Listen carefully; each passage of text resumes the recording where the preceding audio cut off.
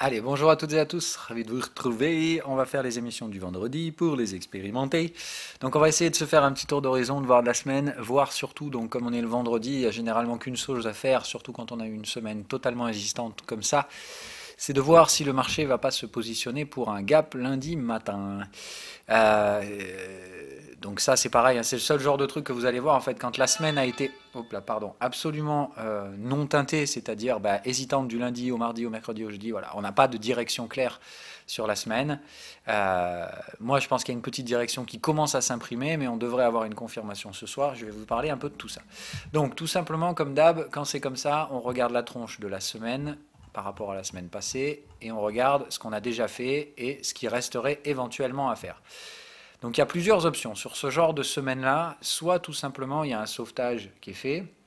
Bon, c'est ce que Trump essaye de faire. En tout cas, il essaye comme d'hab de jouer le même truc habituel qui revient à dire, bon, comme les Bears sont un peu hésitants, on va tout faire déjà pour leur casser le moral et on va espérer jouer la montre. Et il faudra que ça marche puisque de toute façon, comme on injecte des liquidités, le simple fait de ne pas baisser fait que le temps joue pour les acheteurs. Donc le temps qu'on passe à plat, c'est de la pression acheteuse qui augmente, d'accord, tout simplement par rapport aux injections de liquidités qui sont faites. Donc, à partir de là, évidemment, l'intérêt, c'est de dire, on baisse pas, parce que si on baisse, il y a des risques systémiques, donc on ne peut pas baisser. On les connaît, les risques systémiques. Hein, le simple fait qu'il y ait eu accès au marché repo et tout ça, ça veut dire que si on commence à baisser, il y a très rapidement la confiance qui va s'effriter. Et je vous dis, en gros, entre guillemets, le voisin de confiance avec qui on partage un peu la jolie manne de bénéfices qu'on peut prendre des marchés devient rapidement le vilain canard à qui on veut savoir combien il a d'actifs toxiques dans son bilan pour savoir si on peut encore lui prêter ou pas. Et voilà. Donc ça, c'est évidemment le moment où la crise de confiance arrive. Et la Fed, elle peut rehausser ses plafonds repo, certes, mais il suffit qu'il y en ait une seule qui soit en faillite et c'est la merde. Ou qu'il y ait des rumeurs qu'il y ait une seule banque qui soit à proximité de la faillite et tout simplement, rien que ça, derrière, c'est la même merde. Donc on ne sait pas évidemment, hein, tout ça, ça se fait à huis clos et vous n'avez aucune idée de tout ça. Donc on essaie de voir, entre guillemets, si le système financier américain est sur le bord de la rupture à cause de ces problèmes de liquidité, ou si tout simplement, ce sont juste des effets de calendrier qui font qu'on a manqué un peu de liquidité pendant quelques jours et qu'en gros, il n'y a pas de raison de s'inquiéter. Voilà. Bon, les deux sont tout à fait possibles. Donc encore une fois, on ne peut pas trader qu'avec cette information. On est obligé de trader avec ce qu'on voit sur les graphiques. Ce qu'on voit, c'est que la semaine dernière était baissière, qu'elle a clôturé en bas et que cette semaine, on a confirmé avec une cassure baissière. Mais pour l'instant, la clôture ne tient pas. Donc la clôture, on va voir. En gros, on a passé toute la semaine à l'équilibre. On essaie d'être positif, essayer de tenir de préférence une clôture haussière pour les boules, ce serait normal. Faire une clôture en bas pour les bears, ce serait bien aussi. Ça montrerait que très clairement, on teinte la semaine prochaine comme étant directement baissière. L'option intermédiaire, c'est de dire on clôture là où on a ouvert et on se garde le mystère pour un gap lundi matin. Donc c'est très probablement, je pense, ce qui va être mis en place cette semaine. Donc je ne m'attends pas à ce qu'on ait quoi que ce soit d'intéressant aujourd'hui, sauf si un catalyseur externe vient balancer tout le merdier. Voilà. Mais cet après-midi, les catalyseurs, on a bien vu que le marché n'en avait plus rien à foutre, et de toute façon, c'est à la fois bon et mauvais d'un point de vue statistique, côté américain. Donc, je ne m'attends pas à ce que le catalyseur décale le marché, je ne m'attends pas à ce qu'il y ait quoi que ce soit qui décale le marché, sauf les choses habituelles, à savoir donc Trump, la guerre commerciale, le ceci, le cela, le machin, le bidule. Donc, il faut faire très attention, d'accord? On est bien d'accord, tout ceci ne sont que des manipulations bêtes. Alors c'est d'une stupidité encore une fois affligeante, c'est pour ça que c'est quand même assez impressionnant de voir que ça marche encore. Mais voilà, il suffit qu'il y ait guerre commerciale, accord commercial dans une petite phrase, que ce soit un officiel américain, de préférence le président, et ça marche très bien. C'est immédiat sur les cours, pof, ça remonte. C'est toujours évidemment très bien timé pour casser des sentiments vendeurs. Mais le principe, encore une fois, c'est que vous pouvez casser un sentiment, mais vous ne pouvez pas casser une réalité. Et le problème, c'est que si la réalité, c'est qu'il n'y a toujours pas de deal au bout d'un moment, il faudra payer tous ces tweets d'un coup. Hein, c'est ça que j'ai déjà dit. C'est de l'alimentation d'informations non fondées, et surtout, il n'y a pas les actes qui suivent. Donc il faut vraiment faire attention à ça, toujours pareil.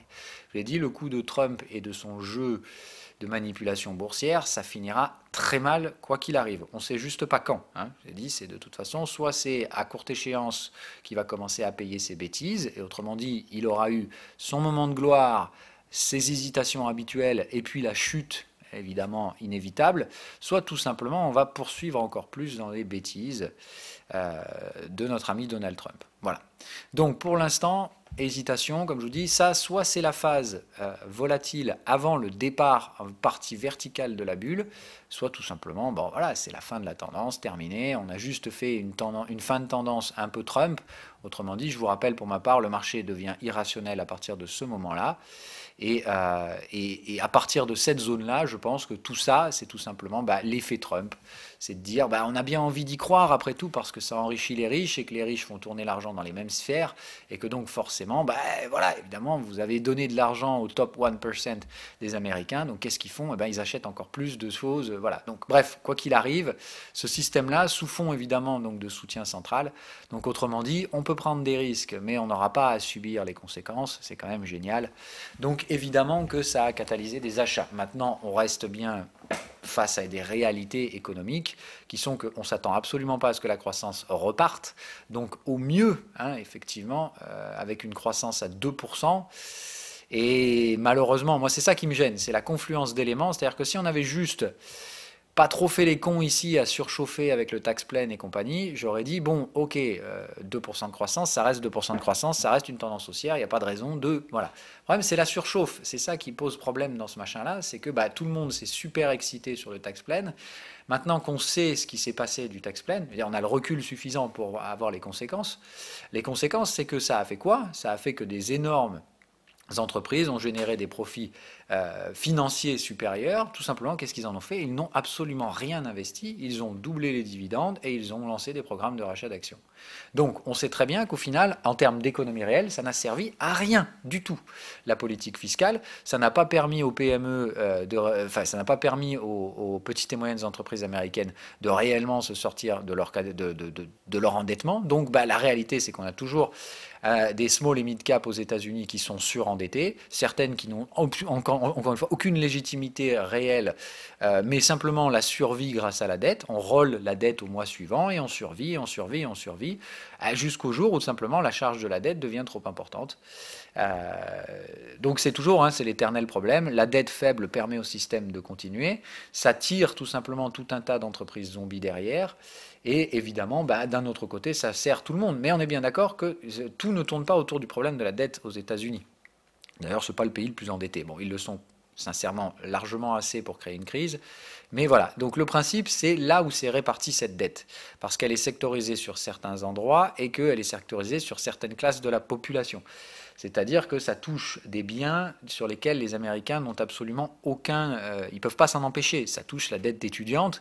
Il faut bien étudier. Voilà. Donc ça veut dire, malheureusement, on ne peut pas faire ça. Autrement, on supprime le prix des universités. Bon, bref. Ils ne peuvent pas échapper. Et le deuxième, c'est le crédit automobile, plutôt sous du subprime. C'est-à-dire, là aussi, c'est de dire, c'est plutôt le pauvre qui est un peu dans la merde pour payer son truc.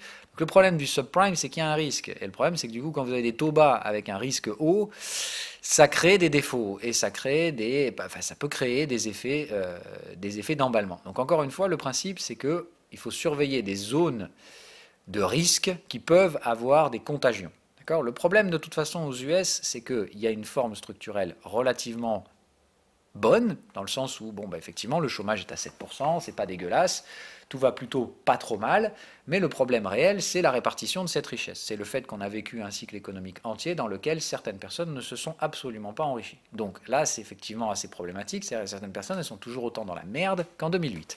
Et ça, évidemment, c'est pas très enjolivant, c'est pas très enjolivant, et c'est fait probablement partie des nombreuses choses qui expliquent que la Fed comme la BCE ne comprennent pas pourquoi l'inflation traîne autant la patte. Tout simplement, comme on l'a dit, c'est parce que dès que vous donnez de l'argent aux entreprises, donc le typique donc de la politique keynésienne qui revient à relancer l'économie systématiquement par l'offre, c'est-à-dire qu'un surplus d'offres crée de la demande. Autrement dit, on dit, c'est basé sur la bêtise humaine. C'est tout simplement de dire, par exemple, si un nouveau restaurant ouvre dans votre quartier, vous allez aller l'essayer. Voilà. C'est-à-dire que plus on crée de choses, plus vous allez aller vers ces choses. Voilà. Mais au bout d'un moment, il faut comprendre que pour ça, il faut donner de l'argent aux gens. Et que donc, si vous ne les avez pas rendus plus riches pendant tout un cycle économique, il ne faut pas s'étonner qu'ils ne consomment pas plus. Voilà. C'est tout aussi con que ça. Voilà. C'est de dire, vous pouvez leur proposer tout un tas de biens de consommation qui coûtent une putain de blinde, des trucs qu'ils ne peuvent pas s'offrir. D'accord? Mais si derrière, effectivement, vous avez donné toute une masse de pognon à une classe qui n'en a pas besoin, bah, encore une fois, qu'est-ce qu'elle fait, cette classe? Oui, effectivement, elle va s'offrir des extras extravagants, euh, mais au bout d'un moment, la richesse matérielle ne sert à rien, on est bien d'accord, ça ne rend pas plus heureux. Alors oui, il vaut mieux pleurer dans une Porsche et tous ces trucs-là, mais au bout d'un moment, quand vous pouvez vous acheter tout, bah, rien n'a de valeur. C'est ça qui est fou en fait dans ce jeu-là. C'est qu'aujourd'hui on donne tellement d'argent à toujours les mêmes personnes qui savent même plus quoi en faire. Mais vraiment, enfin, je pense qu'à ce stade-là, en fait, à part acheter toujours plus de maisons, toujours plus de machins, des maisons toujours plus grandes, des produits toujours plus rares, toujours plus chers pour être toujours plus supérieurs aux autres, ouais, c'est bien encore une fois, mais ça crée une bulle en fait, tout simplement. Ces gens-là s'enferment dans leur propre réalité, qui est carrément loin de la réalité physique du monde qui les entoure. C'est-à-dire, bah, encore une fois, des gens qui, eux, depuis en 10 ans, n'ont absolument pas réussi à augmenter leur niveau de vie. Donc c'est assez emmerdant, voilà. Et c'est ça le vrai problème des États-Unis. C'est cette répartition de la richesse et le fait que tout simplement, bah, pour continuer à alimenter ce joli mécanisme, il faut des profits. Pour faire des profits, il faut des gens qui consomment. Si vous ne donnez pas plus d'argent aux gens qui sont en bas, ben voilà. Et si quand vous donnez de l'argent aux entreprises, au lieu d'augmenter les salaires, elles préfèrent refiler le pognon sous forme de rachat de titres, ben évidemment, l'argent, il va à qui? L'argent, il va toujours aux mêmes, qui vont avoir toujours plus d'argent puisque c'est eux qui possèdent les actions. Et donc le propre prix de leurs actions monte et ainsi de suite. En gros, vous comprenez bien le schéma. Quand on a de l'argent, on se le renvoie entre nous, ça nous donne encore plus d'argent, donc on peut s'acheter encore plus de trucs pour se garder tout pour nous. Enfin, vous vous rendez compte du schéma? On se décolle très clairement de la réalité. Donc moi, c'est ça qui me fait trader à la vente à Wall Street pour l'instant. Donc pas les prix, hein, que les prix aient l'air haussiers, tout ça, j'ai aucun problème, je suis tout à fait capable de le voir. Simplement, encore une fois, c'est le rapport et la décorrélation entre le prix et la valeur qui me semble extrêmement dangereux. Autrement dit, la décorrélation entre la perception illusoire de la valeur, la perception à court terme, et la valeur réelle des choses qu'on s'échange à longueur de journée sur les marchés financiers. Ok. Donc faire très très attention encore une fois à ça. C'est pour moi un rapport faussé à la valeur qu'on a à Wall Street. Et je pense que si on veut avoir un sentiment un peu plus haussier, il faudrait peut-être revenir valider cette valeur une nouvelle fois plutôt que l'espèce de contre-pied manipulé de la fin d'année dernière. Voilà, donc moi je reste toujours évidemment clairement inquiété par les structures de prix à Wall Street, mais encore une fois, il y a une certaine forme de durée. Je vous rappelle que ça fait quand même depuis 2 ans que je trouve qu'on est très étiré, mais depuis ces 2 ans, évidemment, la valeur a augmenté avec. Donc il faut être conscient que passer du temps à plat, ça nous rapproche de la valeur. Donc, évidemment, il y a une durée limitée sur ces stratégies vendeuses pour ma part. Je arrêterai de rechercher des ventes au bout d'un moment, tout simplement parce que la valeur aura rattrapé les prix et qu'il ne se sera plus justifié de chercher obligatoirement des ventes. Bref, pour l'instant, donc, je maintiens ces scénarios-là, je ne vois pas de raison de changer, et l'objectif est donc de voir comment cette semaine va essayer de se terminer, puisqu'on a donc une semaine totalement illisible. On a commencé cette semaine le combien? Je ne sais plus. On est le 27, ok, donc c'était le 22. Hop, 23, pardon. Voilà, hop. Donc on a commencé la semaine ici. Le seul mouvement de la semaine, c'est donc un mouvement baissier. Alors ça, je vous invite à le faire. C'est une petite astuce. Moi, je le faisais de temps en temps. Je trouve ça très très bien. Alors, réouverture des marchés. Là. Tiens là. Hop. Voilà. Vous bornez tout simplement le marché. Vous prenez plus haut, plus bas. Alors, bon, il y a une méthode simple aussi, c'est celle que j'utilisais moi, c'est-à-dire d'utiliser les boîtes. Voilà. C'est-à-dire que j'ai un outil qui le fait. Alors, je vais juste cacher ça. Comment je vais faire? Non, on va faire comme ça. Voilà. Je vais y arriver. Alors, non, là, j'y arrive pas. Mais je vais y arriver. Hop. Voilà. Donc, là, en gros, c'est la boîte de ma semaine. Alors, ce que je vois, c'est que l'algo, là, déjà, il la met en rouge. C'est-à-dire que la semaine prochaine, elle est plutôt partie pour être mauvaise. Bref, donc, en tout cas, pour l'instant. Donc, je vais juste virer tout le reste pour que on n'ait que l'essentiel à l'écran. Voilà. Donc, ça, tout simplement, on sait, du coup, c'est quoi? Attendez, normalement, c'est pas supposé être comme ça. Ah oui, ça, c'est -2. Ok. Ok. Alors je vais juste les rendre plus épaisses parce qu'effectivement depuis j'ai changé de résolution, donc c'est pas non plus le plus lisible. Je vais juste, voilà, épaissir les lignes comme ça on les voit bien.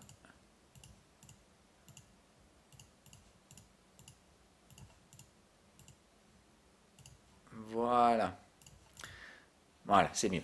Donc là, en gros, ça, c'est l'ouverture de la semaine précédente. C'est des niveaux techniques importants pour faire ces analyses hebdomadaires. Ça, c'est donc notre ouverture de cette semaine. Et ça, c'est l'ouverture de la semaine -2. Donc, selon où on va clôturer, ça nous donnera une importance directionnelle pour la semaine passée. Donc là, encore une fois, ce que je vous donne, c'est des astuces pour vous, pour les expérimenter. C'est des trucs que vous pouvez ajouter dans vos stratégies existantes pour avoir une gestion du risque plus précise. C'est des patterns que je vous donne. Voilà, encore une fois, pour ajouter des patterns dans votre panel. Donc celle-là, vous la prenez, c'est très simple, c'est comment voir justement les probabilités à la fois haussières ou baissières pour la semaine suivante. Donc là, vous voyez que clairement, l'algo vous mâche le boulot, il vous dit de toute façon, voilà, quoi qu'il arrive, ça va être haussier, haussier, haussier, haussier. Là, il nous dit probablement la semaine prochaine baissière. Maintenant, attention, ça n'a pas encore clôturé. Donc là, il faut faire attention. Le principe, c'est de dire de toute façon, tant qu'on clôture sous 3005, c'est plutôt parti pour être bear. Autrement dit, ça, ce qui est donc l'ouverture -1, c'est-à-dire celle-là d'ouverture, tant qu'on reste là-dessous, normalement, on reste sur une probabilité baissière la semaine prochaine. C'est-à-dire plus de chances de casser le plus bas de la boîte de cette semaine, d'accord? C'est-à-dire que si vous prenez la boîte du mois là, d'accord? Hop. Et hop. Voilà, putain, sans le savoir. Voilà. Ok, donc ça c'est la boîte du mois. Elle va se trouver là, d'accord? Ici. Alors, je vais essayer d'en mettre bien. Voilà. On va se trouver là comme ça, d'accord? Donc, en gros, le principe c'est de savoir si la semaine prochaine on a plus de chances d'aller casser le plus bas, d'accord? Et de préférence de tenir une clôture là-dessous, ce sera le mieux. De rejeter en fait cette zone de prix. Ou option numéro 2, on n'y arrive pas et au contraire on va essayer d'aller casser le plus haut, d'accord? Donc ça, c'est ce qui va nous pondérer. Si on clôture sous tous ces niveaux-là, c'est-à-dire si on clôture sous 29,79 ce soir, très probablement c'est la sortie baissière et la clôture baissière qui se mettra en place la semaine prochaine. Autrement dit, très probablement une semaine de flux, une semaine de tendance baissière. À savoir, normalement, on vise systématiquement les niveaux techniques laissés vides des semaines passées, à savoir cette direction immédiatement ce support la semaine prochaine. Ah, pardon. C'est direction ce support, si jamais effectivement on clôture sous les 29,80. Autrement dit, vous l'avez compris, il y aura pour ma part, je pense, un trade à faire overnight, si ce soir, 22h, on clôture ici. Autrement dit, si 22h le cash clôture là, je pense que personnellement, je vais commencer à prendre un petit trade over week pour essayer d'aller choper cette zone-là la semaine prochaine. En fait, regardez bien, rappelez-vous ce que je vous ai dit, regardez les volumes profile. Quand vous voyez ça, normalement ça doit commencer à vous parler. Rappelez-vous ce que je vous avais donné aussi comme information. Quand vous avez ce genre de truc, d'accord, vous voyez 1, 2 et 3, vous voyez qu'en fait on forme un range. Vous voyez donc que normalement on rejette la zone en haut, on supporte la zone en bas, et là on laisse trader les glands. Donc normalement, le but c'est de dire, moi c'est POC, je vais essayer ce trade là, et je vais essayer de tirer un peu plus bas la semaine d'après. Dans cette zone-là, encore une fois, je ne vois pas comment... Et je ne vois pas ce qu'on fout là-haut, hein. Je ne comprends pas pourquoi on est revenu là-haut, mais ce que je vois ici, c'est la forme d'un range. Donc ça ne m'invite pas à être très haussier. En tout cas, pas sur ce vendredi, sauf si évidemment il y a un catalyseur fort qui arrive et qui arrive à décaler les marchés positivement. Pour l'instant, on est plutôt sur une semaine à teinte négative et ça présume probablement d'une semaine prochaine beaucoup plus baissière, surtout si on arrive à tenir la clôture sous 29,70. Il y a de très fortes chances en fait qu'on réouvre là la semaine prochaine sur le cash à Wall Street, sous le plus bas de la semaine, et qu'on ait donc une semaine prochaine qui décale toute la valeur au sud. Autrement dit, vous prenez l'amplitude de la semaine, vous la répliquez au sud, et vous savez qu'on va probablement tenir là-dedans. Autrement dit, la semaine prochaine, probablement un marabouzou. Le marabouzou, ça veut dire qu'on ouvre l'ouverture, c'est le plus haut de la semaine, et qu'on va très probablement étaler la valeur à la baisse tout au long de la semaine, et très probablement essayer donc de glisser sous ce support. Donc ça, c'est les niveaux pour moi de la semaine prochaine, sous condition de clôture baissière ce soir.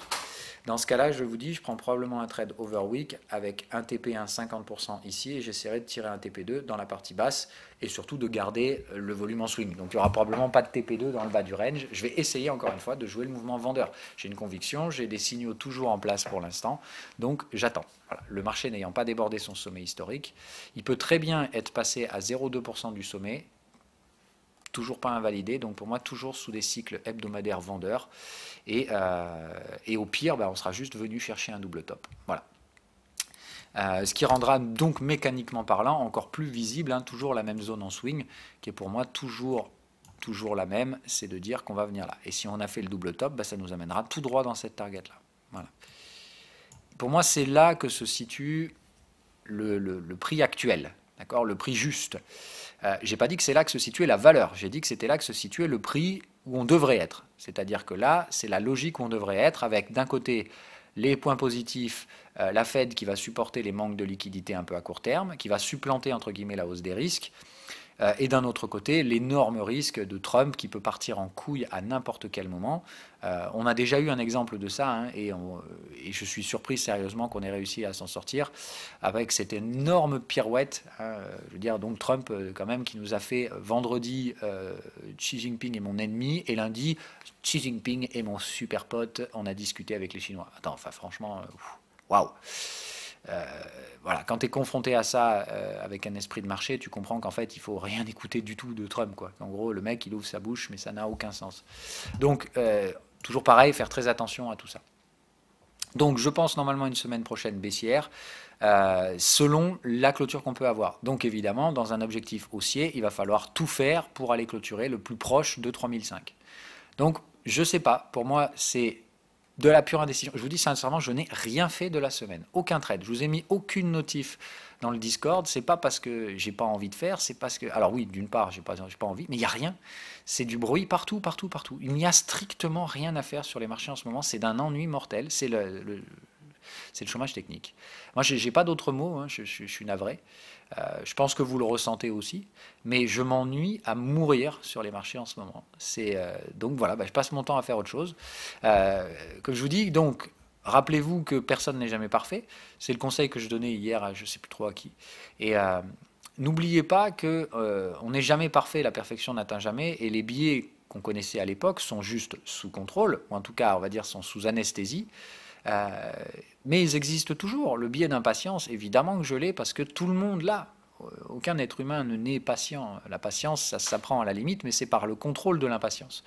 Donc, oui, moi ça me gonfle. Franchement, j'en ai marre de ne pas avoir les réponses, entre guillemets, parce qu'il faut attendre ces réponses.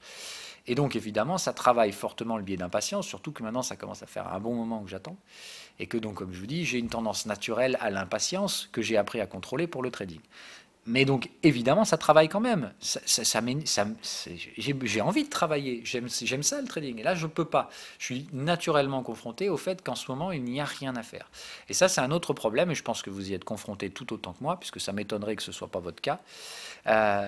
Donc, n'oubliez pas que les règles que je vous donne, encore une fois, ne sont pas des règles faciles à sortir. Et que, en gros, ce n'est pas des choses que je vous dis et que je n'applique pas. Je les applique tout bêtement. Voilà. Je passe mon temps en ce moment à faire autre chose que du trading, des choses que j'aime bien faire, de la distraction pure et dure, faire de la musique, faire du sport, et je vous invite à faire la même chose. Pour l'instant, malheureusement, vous connaissez les niveaux techniques à partir desquels on peut éventuellement faire des choses. Moi, j'ai beau chercher des stratégies agressives, je vois bien que pour l'instant, l'agressivité ne sert à rien. Donc la patience, la patience, la patience. Je pense que la volatilité va arriver. Maintenant, pour l'instant, on ne l'a pas. Elle est arrivée sur les cryptos.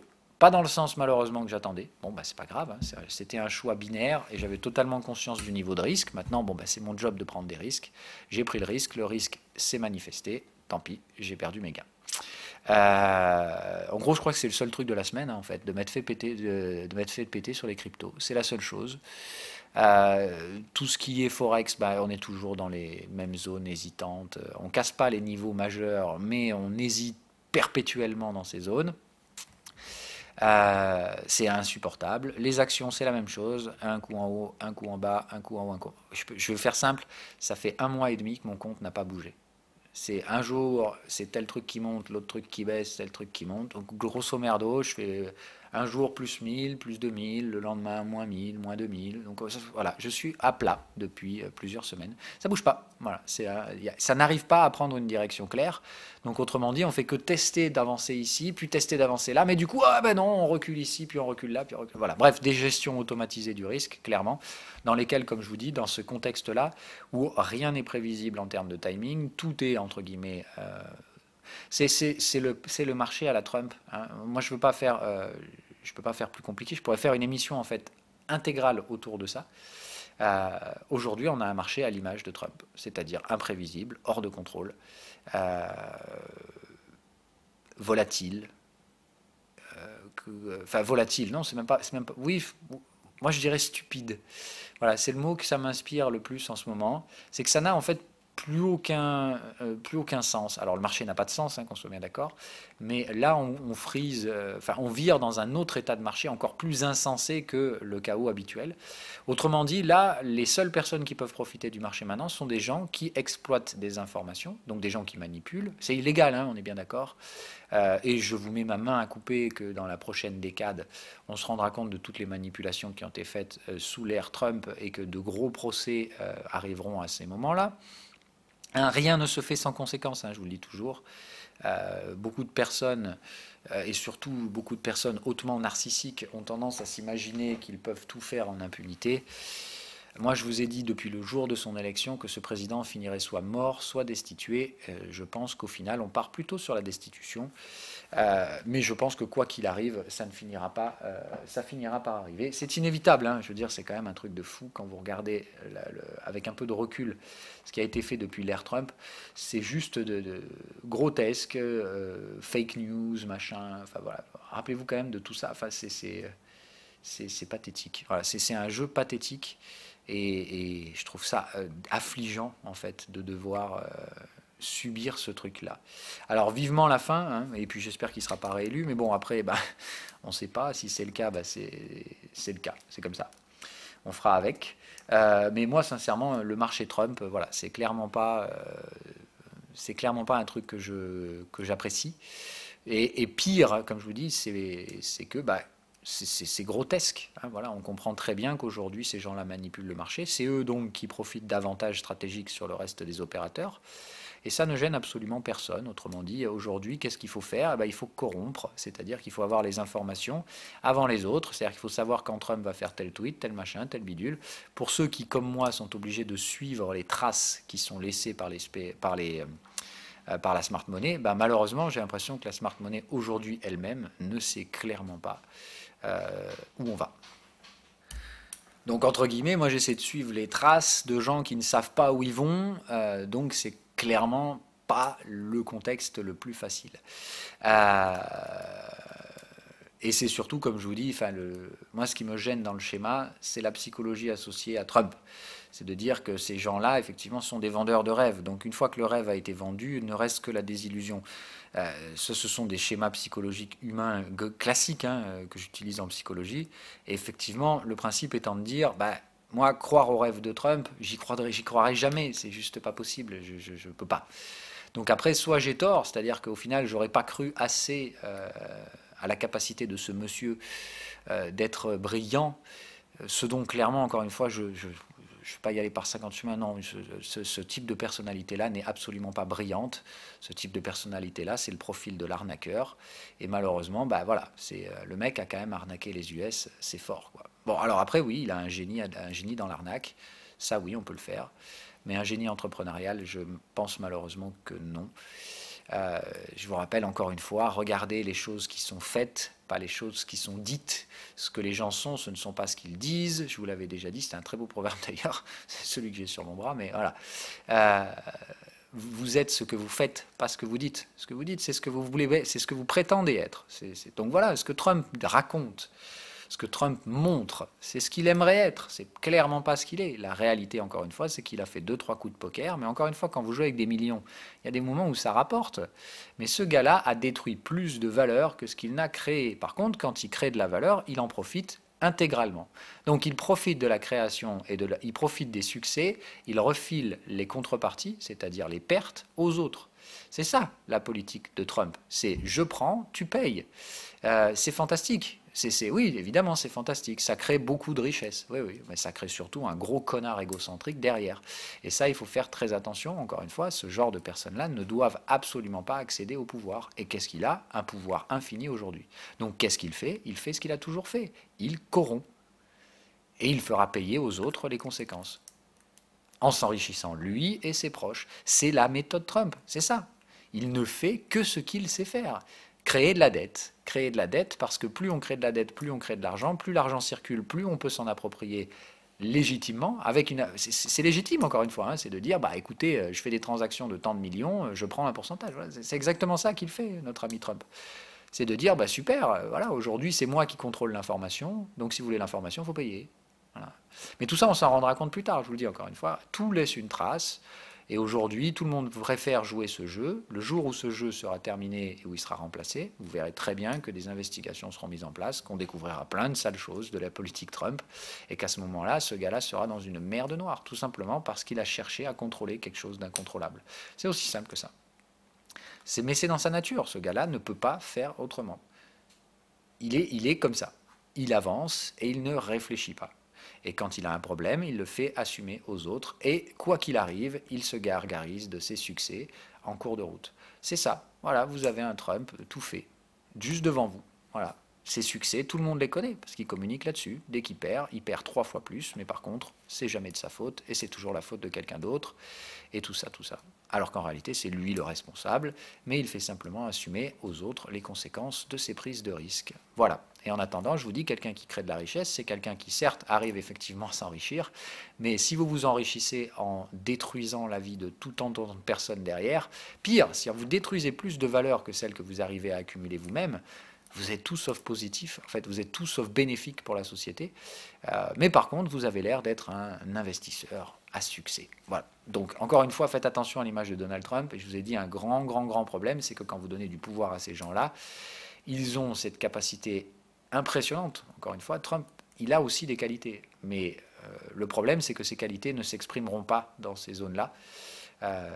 Ici, malheureusement, ce ne sont que ces biais d'avidité, de besoin de contrôler, qui malheureusement l'aveuglent complètement.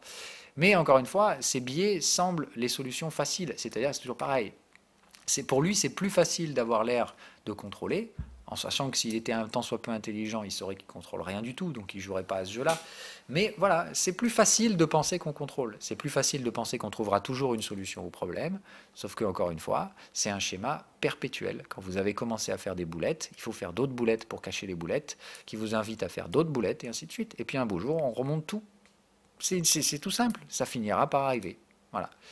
Donc, encore une fois, vous faites attention. Pour ma part, jouer dans ce marché Trump, c'est extrêmement compliqué. Je parle pour les swings. Hein. Je pense que le problème ne viendra clairement pas de lui. Je pense que lui sera évidemment un catalyseur, c'est-à-dire qu'il ramènera tout à sa propre personne, puisque c'est ce qu'il sait faire de mieux. Mais la réalité, c'est que ça viendra probablement d'ailleurs. Voilà, un élément extérieur qui déclenchera probablement des crises de confiance qui se répandront relativement vite. Voilà. Donc on verra tout ça. Moi, c'est mon scénario pour l'instant. Donc j'attends. Hein. Techniquement parlant, c'est malheureusement toujours neutre, voire même neutre aussi, hein, comme on a dit l'autre jour avec les intermédiaires. Je pense que vous regardez aussi les émissions des intermédiaires. Il y a un risque tout simplement d'accumulation haussière à Wall Street. Hein. Donc tout simplement, dans ce cas-là, les 2 ans de range qu'on a fait touchent à leur fin et c'est l'accumulation haussière qu'on choisit de faire. Alors attention, encore une fois, hein, l'accumulation, elle est théorique, elle est encore absolument pas viable, il n'y a pas encore les signaux qui permettent de la trader, mais enfin, faites vraiment attention. Hein. Ça peut être un semblant d'accumulation haussière, tout simplement pour aller reverse et faire l'accumulation baissière dans quelques semaines, hein, en sachant que l'accumulation baissière ira évidemment plus vite. Hein. Donc faites vraiment attention. Voilà. Moi je pense que ce n'est pas le moment aujourd'hui d'augmenter les expositions de portefeuille. Je pense que c'est le moment de travailler vos billets d'impatience. Donc pensez encore une fois que le meilleur moyen de travailler un billet d'impatience, c'est tout simplement d'aller faire autre chose et de gentiment en fait occuper votre temps à ce pourquoi vous serez plus efficace que de regarder des graphiques qui n'apportent aucune information supplémentaire. Tout simplement, vous connaissez vos niveaux techniques. Donc, soit vous prenez des trades à court terme, comme je vous ai dit, mais le problème, c'est que vous jouez, c'est pile ou face. Voilà. Moi, je ne joue pas à pile ou face. Je ne vois pas l'intérêt. Euh, je ne vois aucune structure à exploiter. Voilà. Ça, c'est. Alors, un petit coup d'une. Donc, ça, c'est une news baissière pour Trump. Ça, c'est Trump qui essaye de remonter. Voilà. Bon, bref. Voilà. En fait, c'est Trump, Trump, Trump, Trump, Trump, Trump, Trump, un petit peu de fête de temps en temps. Moi, j'en peux plus. Voilà, ça m'épuise, tout simplement, ce jeu-là. Et puis, c'est surtout que là, l'amplitude de balayage n'est pas suffisante pour permettre quelconque spéculation. Donc, bah, voilà. Je vous assure, c'est triste à dire, mais c'est le chômage technique depuis 2 semaines. On ne peut rien faire. Tout est verrouillé. Voilà. Donc, bah, moi, j'attends que les verrous sautent, dans un sens comme dans l'autre, pour pouvoir au moins déjà avoir quelque chose à dire, puisque là, malheureusement, il n'y a rien d'autre à dire qu'il ne se passe rien. On attend le décalage. Voilà. Pour moi, le décalage devrait être baissier, tout simplement bah, parce qu'il y a beaucoup de promesses qui ont été faites et qui ne sont pas délivrées. Mais bon, bah, apparemment, le marché attend de nouvelles promesses. Voilà un peu ce sentiment. Donc, on attend des bonnes nouvelles qui n'arrivent pas, mais on ne veut pas sanctionner le fait que des mensonges ont été instigués précédemment. Voilà. Côté Fed, on ne sait toujours pas quoi faire. Hein. Le marché attend une 3e baisse de taux. Donc bref, voilà, c'est très marrant en fait. Ça spécule sur les Fed Funds aujourd'hui. J'ai l'impression que ceux qui s'amusaient à l'époque à jouer sur le VIX sont en train de jouer aujourd'hui sur les Fed Funds. Enfin bref, c'est très très drôle. Sur les futurs Fed Funds, hein, j'entends. Donc les contrats futurs qui permettent de... Voilà. Bon, je surveille la volate, toujours pareil. Mais bon, pour l'instant, le petit signal qui a été instigé l'autre jour, là, on va se mettre plutôt en daily plutôt. Voilà. Donc le petit signal qui a été instigé pendant la semaine hein, devrait techniquement alarmer parce que là, on est plutôt dans le changement de cycle. Bon, c'est pas encore acté, hein, c'est-à-dire que tant qu'on ne franchit pas une résistance précédente, il n'y a rien. Mais voilà, moi je constate simplement que bah, toujours pareil. Beaucoup de gens s'attendent à un cycle très très long, très très lent, et moi je vois toujours ces mêmes schémas de cycles qui se raccourcissent, à savoir, donc en gros, bah, vous voyez un cycle là, un cycle plus court, un cycle plus court. Alors enfin, je vais faire en durée, hein, voilà, on voit mieux comme ça. D'accord, vous voyez les cycles de contraction de volatilité, tac, tac.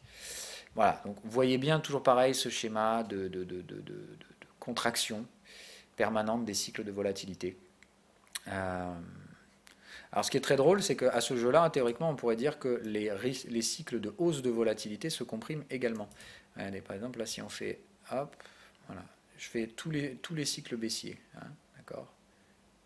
Tout le moment où on forme point haut, point bas, d'accord. Donc point haut, point bas, hop, point haut, point bas, et là, point haut, point bas. D'accord. Maintenant, si on s'amuse à le faire avec une flèche de couleur différente, je prends par exemple celle-là. Là, on voit que le cycle haussier a duré tout ça. Merde, c'est tout ça. D'accord. Là, c'est tout ça. Alors non, le cycle haussier, le point bas est là. Voilà. Cycle de hausse plus court, cycle de hausse plus court, très court. Voilà. Donc, tout se court-termise. D'accord. Il faut bien comprendre encore une fois que la court-termisation, ça montre qu'un gros choc de volatilité va arriver. Après, dans un sens comme dans l'autre, je vous rappelle que le marché peut très bien monter et augmenter avec la volatilité en même temps. Donc, faire très attention à ça. Mais moi, je suis obligé mécaniquement d'attendre. Tout simplement, aujourd'hui, il n'y a pas suffisamment d'informations. Et ces informations qui sortent de manière erratique et aléatoire.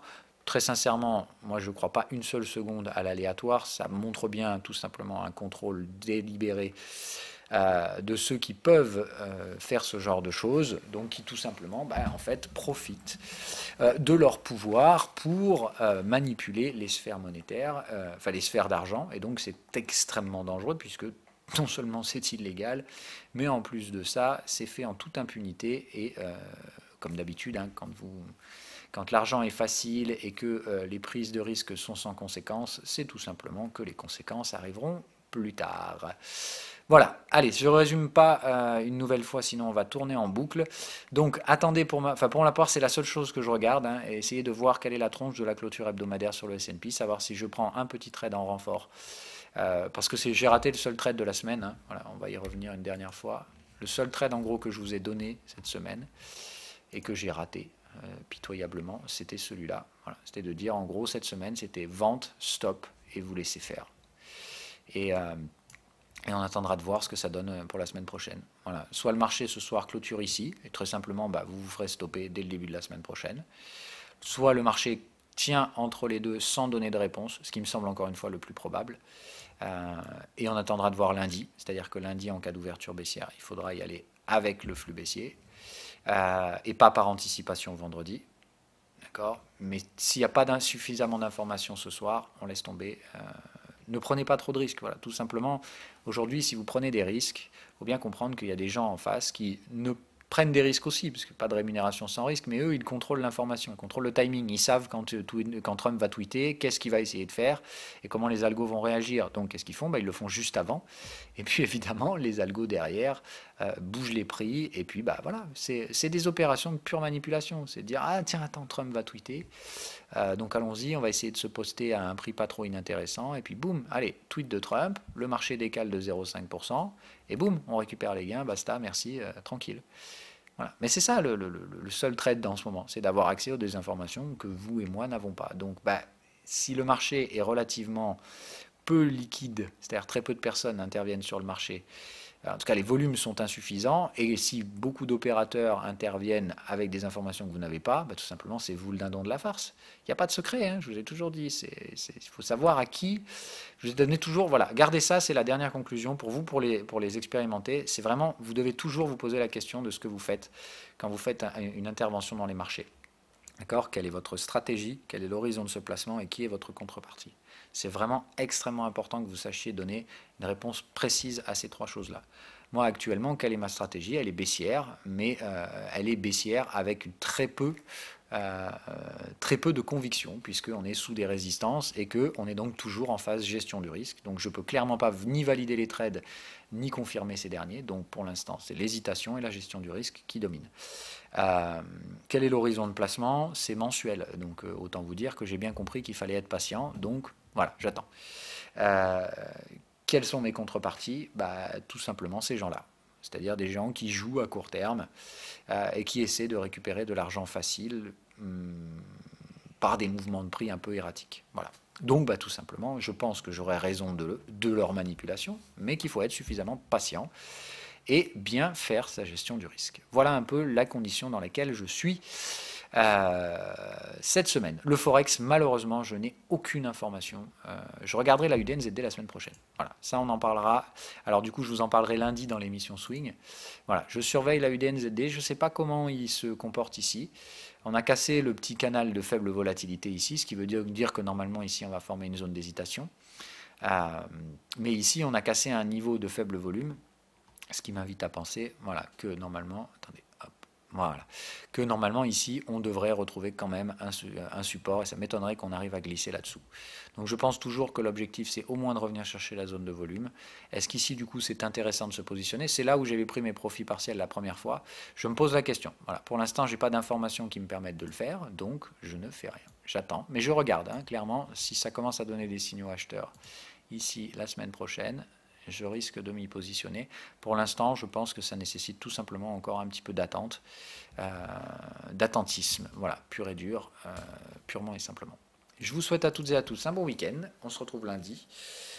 Donc comme je vous dis, prenez votre mal en patience. N'oubliez pas que plus vous regardez les graphiques, enfin voilà, que normalement ces biais-là, vous les contrôlez en tant qu'expérimenté, mais n'oubliez pas qu'ils jouent toujours. Et que voilà, certes, moi je passe pas ma journée à regarder des graphiques, mais le simple fait de savoir qu'il ne se passe rien génère des biais d'impatience. Donc faites surtout très très attention. Moi je vous le dis parce que je le ressens. Donc si je le ressens, c'est que je me doute que vous ou certains d'entre vous le ressentez aussi. Donc faites attention à ce que vos biais d'impatience ne vous poussent pas à altérer vos jugements. Voilà, bye bye.